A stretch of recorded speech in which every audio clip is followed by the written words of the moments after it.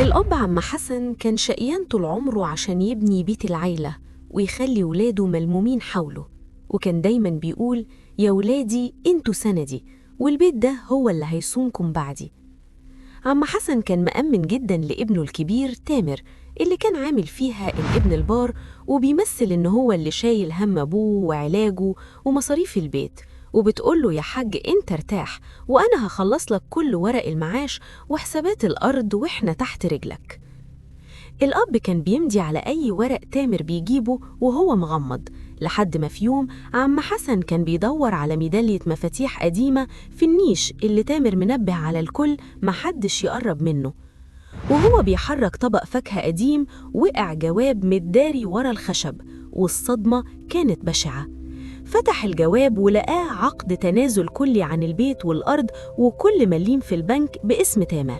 والأنيل من كده إنه لقى ورقة تانية تامر كاتب فيها لمراته: خلاص كلها أسبوع والبيت يبقى ملكي رسمي، وهنرمي الشايب ده في دار مسنين عشان نعرف نعيش حياتنا ونبيع الأرض براحتنا.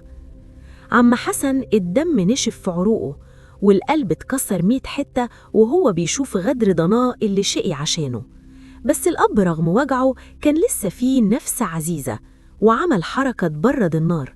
اتصل بالمحامي بتاعه في السر وطلب منه يلغي كل التوكيلات، وكتب البيت كله وقف خيري للأيتام، وساب لتامر الجواب المزور مفتوح على السفرة وجنبه شنطة هدومه اللي تامر كان ناوي يرميه بيها.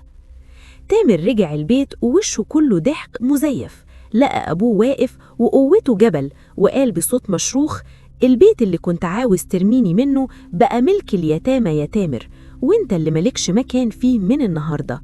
اللي يبيع أبوه عشان قرش الدنيا بتبيعه بأرخص تمن.